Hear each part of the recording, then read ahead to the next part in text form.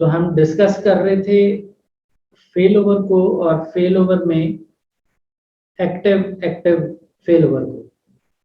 हमने कॉन्फ़िगरेशन कर ली fail over की और उसको वेरीफाई या एनालाइज कर रहे हैं कि जो एक्टिव एक्टिव फेल ओवर का कॉन्सेप्ट है वो एएसए पर किस तरह से अलाइन हुआ है जाके। तो अगर कॉन्टेक्स्ट देखें तो हमने C1 बनाया हुआ है और C2 बनाया हुआ है, और C1 जो है उसमें दो particular Ethernet interfaces fully allocated हैं। अब इसकी जो कॉन्फ़िगरेशन हमने की है इस एएसए में, वो आपको पता है कि हमने प्राइमरी एएसए के ऊपर ये कॉन्फ़िगरेशन स्टेप्स किए। इनमें से ये स्टेप्स कॉमन थे जो कि active stand by fail over में भी हमने करने ही करने हैं और ये एक्टिव एक्टिव में भी करने हैं। ये तो कोर बूटस्ट्रैप कॉन्फ़िगरेशन है ऑफ द फेल ओवर।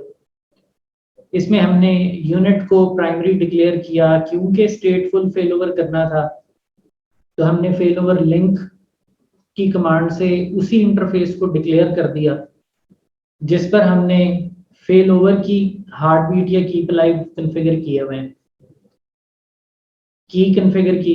तो ये चीजें तो हमारी एक्टिव स्टैंड बाय में भी थी।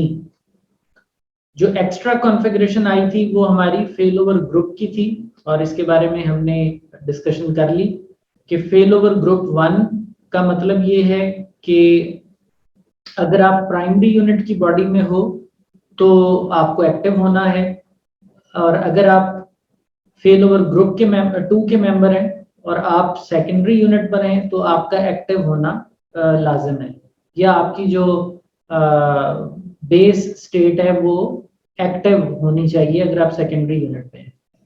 सो ये एक एक्स्ट्रा कॉन्फ़िगरेशन थी जो एक्टिव एक्टिव के लिए हमने की, यस कपल्ड विद कॉन्टेक्स्ट। तो फेल ओवर के सेक्शन से ये कॉन्फ़िगरेशन थी, और कॉन्टेक्स्ट के सेक्शन में जो हमने चीजें पढ़ी थी उसमें जो इजाफी चीज आई थी वो जॉइन फेल ओवर ग्रुप था।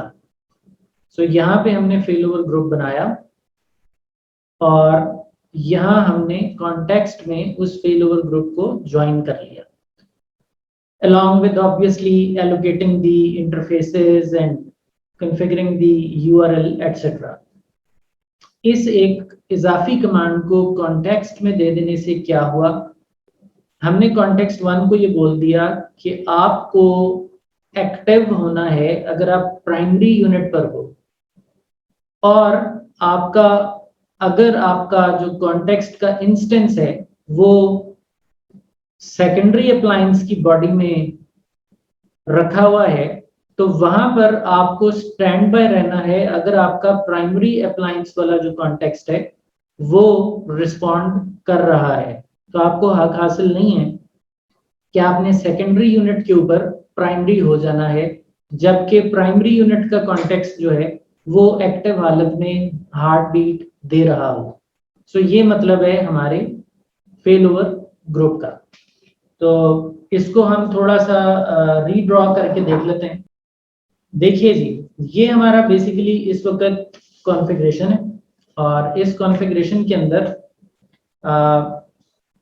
हमने कॉन्टेक्स्ट क्रिएट किया हुआ है C1 और C2, और ये जो ASAs हैं ये इन दोनों ASAs के अंदर अलग अलग ये कॉन्टेक्स्ट बने हुए हैं, और E3 केबल के जरिए ये आपस में फेल ओवर के हवाले से कनेक्टेड है। अच्छा, अब हमने किया क्या है कि फेल ओवर ग्रुप बनाया है,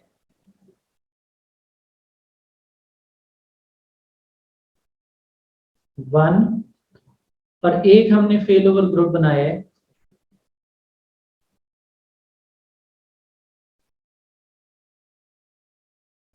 टू।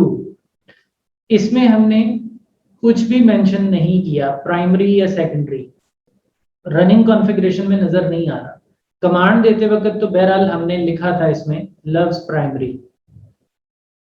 तो इस कॉन्फ़िगरेशन का क्या मतलब है, और उसके बाद हमने इसमें लिखा था सेकेंडरी।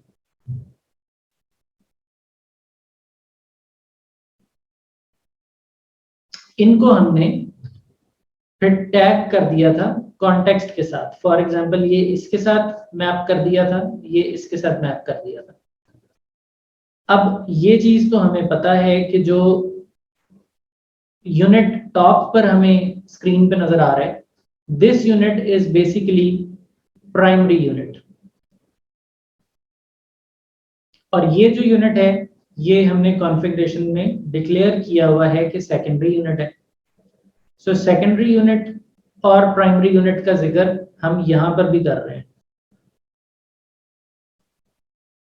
सो जब हमने फेल ओवर ग्रुप 1 कॉन्टेक्स्ट 1 को एलोकेट कर दिया, तो हम ये बोल रहे हैं कि कॉन्टेक्स्ट 1 आपको ये देखना है कि आप किस ASA चेसी में रन हो रहे हो।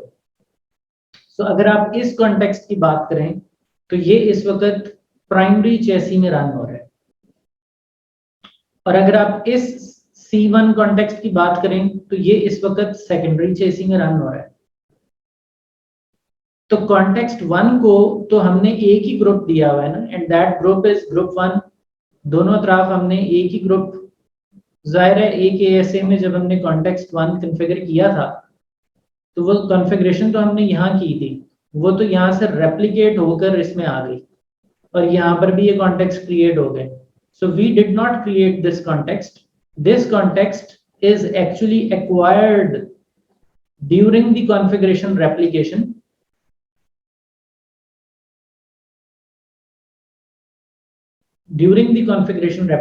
from the chassis on the top। इससे ये रेप्लिकेट होके कॉन्फ़िगरेशन सेकेंडरी यूनिट में आई है।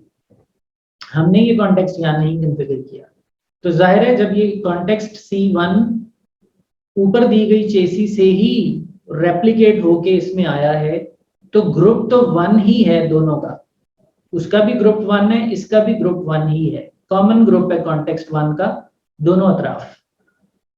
अब ग्रुप 1 ये कहता है कि अगर आप प्राइमरी चेसी में हो तो आपको एक्टिव होना है। अब ये लोकलाइज्ड डिसीजन है, ये कॉन्टेक्स्ट देखेगा मैं किस चेसी में हूं, ये सेकेंडरी चेसी में है, तो ये अपना स्टेटस स्टैंड बाय कर लेगा, और ये कॉन्टेक्स्ट देखेगा मैं किस चेसी में हूं, मैं प्राइमरी चेसी में हूं, ये अपना स्टेटस एक्टिव कर लेगा। अब एक्टिव कॉन्टेक्स्ट तब तक स्टैंड बाय कॉन्टेक्स्ट को एक्टिव नहीं होने देगा जब तक एक्टिव कॉन्टेक्स्ट के कीप अलाइव और heart beats through this link and through the shared LAN interfaces आपस में एक दूसरे के साथ एक्सचेंज हो रहे हैं। शेयर्ड लैन इंटरफेसेस का क्या मतलब है? ऑब्वियसली ये जो दो कॉन्टेक्स्ट हमने बनाए हैं, अगर हम इनके इंटरफेसेस को भी रेड कलर में मार्क कर लें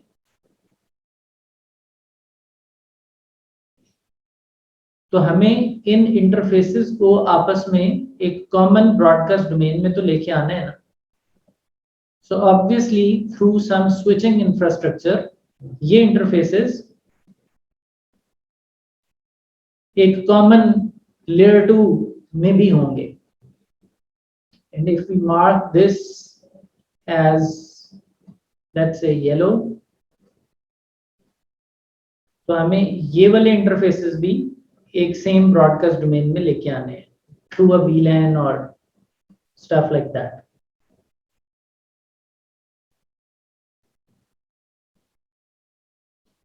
तो इसके जरिए ये हार्ट बीट जो है, ये interface level heart beat, data plane interface level, ये भी एक्सचेंज हो रही है आपस में दोनों तरफ से।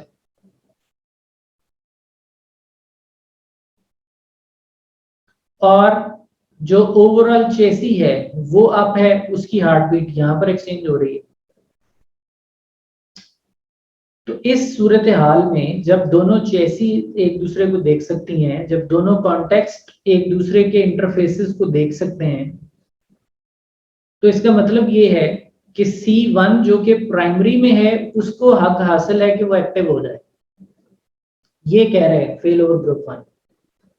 और कॉन्टेक्स्ट 1 जो कि स्टैंड बाय, जो कि सेकेंडरी चेसी में है, वो स्टैंड बाय हो जाए। वजह क्या है कि जो प्राइमरी चेसी का कॉन्टेक्स्ट है वो हेल्दी है, वो फंक्शनल है, हमें इंटरफेस लेवल हार्ट बीट्स भी आ रही हैं, हमें जो फेल ओवर इंटरफेस है उस पर भी हार्ट बीट्स आ रही है, लिहाजा हमें स्टैंड बाय में ही रहना होगा। इन केस ये कॉन्टेक्स्ट डाउन हो जाता है, पूरी फायरवॉल डाउन नहीं होती, ये कॉन्टेक्स्ट डाउन हो जाता है।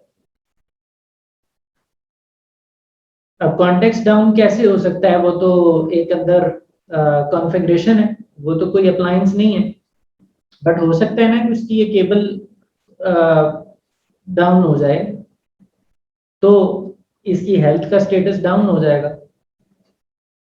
So in case of this context going down due to whatever reason, physical interface issue, और इवन अगर ये कॉन्टेक्स्ट TFTP सर्वर से लोड हो रहा है और ये नहीं हुआ लोड प्रॉपरली TFTP सर्वर से while this firewall was rebooting somehow, तो इस कॉन्टेक्स्ट को अपने नेबरिंग कॉन्टेक्स्ट से कोई कीप लाइव नहीं मौसूल होगा, ना डेटा इंटरफेसेस के ऊपर, ना इस फेल ओवर इंटरफेस पे। नतीजतन बेशक इसको फेल ओवर ग्रुप 1 ये कह रहा है कि आपने प्राइमरी यूनिट में रहकर एक्टिव होना है, बेशक वो उसको ये हुक्म दे रहा है, लेकिन क्योंकि प्राइमरी यूनिट वाला अब कॉन्टेक्स्ट रहा ही नहीं, वो डेड डिटेक्ट हुआ है, तो अब ये जो C1 स्टैंड बाय यूनिट का है ये एक्टिव का रोल टेक ओवर करेगा, ये एक्टिव हो जाएगा।